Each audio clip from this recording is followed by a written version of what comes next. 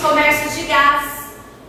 Comércio especial do tipo 2 seriam boates, danceterias, discotecas, saunas, editoras gráficas, oficinas mecânicas, funilaria, pintura, estofamentos, retífica, revendedores de serviços mecânicos autorizados, marcenaria, serralheria, soldagens, comércio atacadista e distribuidores em geral.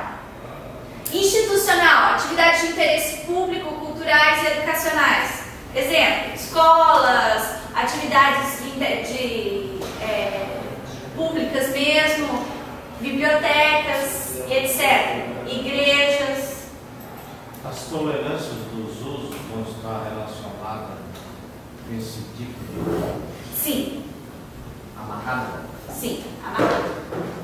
As tolerâncias vão estar amarradas. Então, eu estou passando os tipos de uso agora, porque daí assim, alguns são permitidos e outros são tolerados. Os tolerados, eles só vão ser tolerados caso a caso com a apresentação do estudo de impacto de vizinhança. Tipo de uso. Dentro desse tipo de uso.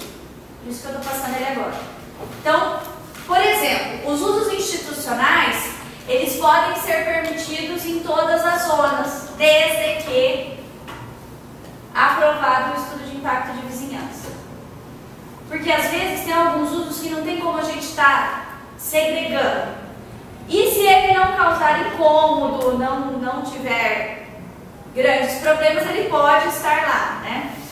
Indústria do tipo 1, que seria indústrias que não são incômodas, não são nocivas, não são perigosas e que ela pode estar misturada, por exemplo, ao uso residencial. A indústria do tipo 2 são indústrias que elas são potencialmente incômodas, nocivas ou perigosas. Então, assim, elas podem causar odor, elas podem causar trepidação, elas causam incômodo. Esses são os usos. Parâmetros. Só para dar uma noção geral, assim, do que seria, né? Índice de aproveitamento. Cada lote, ele tem um índice de aproveitamento do lote, que seria assim, quantas vezes você pode, qual vai ser a área máxima da sua edificação. Então, por exemplo, você tem ali uma casinha e aqui, essa casinha está no lote de 500 metros quadrados. O índice de aproveitamento aqui desse lote é 2. Isso significa que a construção que você pode ter aqui dentro desse lote, ele pode ser até 1000 metros quadrados. Isso significa o quê? Se você tem um lote de 500 metros quadrados, você pode construir até 1000, então isso significa que você pode verticalizar. Mas tem gabarito de altura? Vai ter gabarito de altura. Cada zona vai ter gabarito de altura. Então, isso seria o índice de aproveitamento. O que é taxa de ocupação? Taxa de ocupação é o percentual que você pode ocupar do lote. Então, assim, você tem um lote de 1000 metros quadrados, mas você tem uma taxa de ocupação de 50%. Então, isso significa o quê? Que a área, né, que vai estar construída, ela só pode estar construída em 50% do terreno. Então, os seus 1000 metros de construção que você teria dentro desse lote, ele vai ter que estar dentro de 500 metros quadrados. Tanto que permitido como tolerado, ou tolerado tem mais discussão? Tanto que permitido. Não, na verdade, tanto para o permitido quanto para o tolerado. É a atividade, né? A tolerância é uma questão da atividade. Assim, Pois é, mas aí não fecha, né? Você tem uma zona residencial, vai fazer uns tolerados, vai ter mas que aí tem o estudo do impacto, né? do residencial. Exato. mas aí... Eu poderia trancar mais. Ele não apareça mais. Não, depois a gente vai lá. Mas assim, a taxa de ocupação vai ser a mesma. Taxa de permeabilidade do lote, que é o que vocês têm hoje aqui, que é da área ajardinada, né? Que assim, então você tem um recuo de 4 metros, e nesse recuo de 4 metros seria uma área ajardinada. A gente chama de taxa de permeabilidade. 20%, né, que é o que a gente adota assim, do lote, ele tem que ter de área permeável, ou seja, é uma área que não vai estar pavimentada. Ela vai ter que estar sem pavimentação. Sempre frontal também? Pode ser o recuo frontal, ou lateral, ou de fundo. Aí assim, não faz diferença. 20%, certo, da área do lote tem que ser de área permeável. Aí não faz diferença se vai frente, se vai ser do lado, aí vai ser do gosto da própria pessoa. Nem para a municipalidade, no alargamento de rua, não. Não, mas aí o 4 metros ainda continua sendo respeitado. Não, ele continua sendo um ela recuo. quer dizer que a frente pode ser pavimentada, É. só que ela vai ter que respeitar aqueles 20% em outra Isso, área para... exatamente. Ele continua não podendo ocupar o recuo, mas ele pode pavimentar o recuo.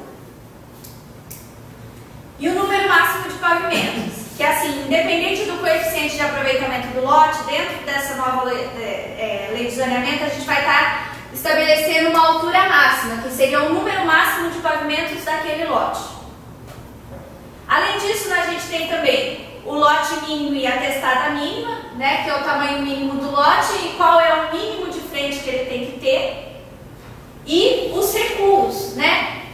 O que está na frente do lote, né? Aqui é a rua, a calçada, aqui é a frente do lote, e isso é o que a gente chama de recuo frontal. Recuo lateral são os que tem do lote até as divisas laterais, e o recuo de fundo é a distância entre a edificação e a divisa de fundo do lote. E daí nós estabelecemos, não tem zona residencial 4, tá? Esqueci de tirar daqui. São 3 zonas residenciais, 3 zonas comerciais, que aqui é a residencial 4, na verdade é a comercial 3, eu esqueci de mudar aqui. Zona especial, a zona da faixa lindeira da BR-101, porque na verdade assim, a BR-101 a gente fez um estudo especial para eles, porque esse é o principal objetivo de vocês terem ganhado o trabalho do plano diretor, e as zonas especiais de interesse social, que tem as zonas especial de interesse social 1, 2 e 3. Na zona residencial 1, seria a zona que nós teríamos que seria a menos densa. Nós permitiríamos, o que é permitido? A habitação unifamiliar.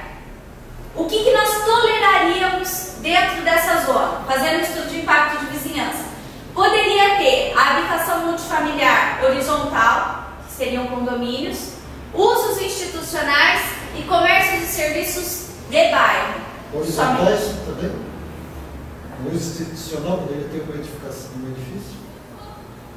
Na verdade, no uso institucional, só seguindo os parâmetros da zona. Teria que limitar para também por isso que assim, limitação de altura. A pergunta que ele fez aquela hora, né? Então assim, se você passa do permitido para o tolerado, você pode passar do permitido para o tolerado, só que você continua seguindo os mesmos parâmetros da zona. Então assim, o coeficiente de aproveitamento vai continuar sendo 1,5, a taxa de ocupação vai continuar sendo 60%, a taxa de permeabilidade, a altura máxima aqui na zona residencial 1 seria de 2 pavimentos, o lote mínimo seria de 360 metros quadrados, não passível de subdivisão, né, nem de fração ideal nem nada, um recuo frontal de 4 metros, recuo de fundo e lateral mínimo de 1,5 metro e a fração ideal mínima, né, seria de 360 metros quadrados, ou seja, ele não seria passível de subdivisão, em hipótese nenhuma. Como ficaria a questão do condomínio?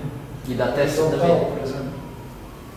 No condomínio horizontal, você pode... Poderia fazer no lote? Não.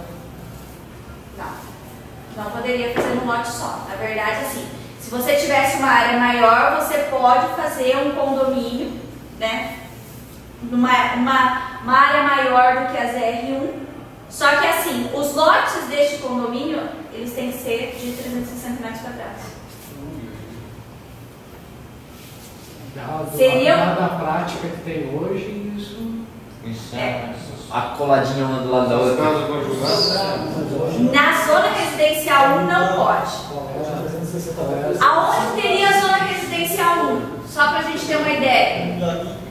A zona residencial 1 ela vai continuar onde ela já estava aqui na área central.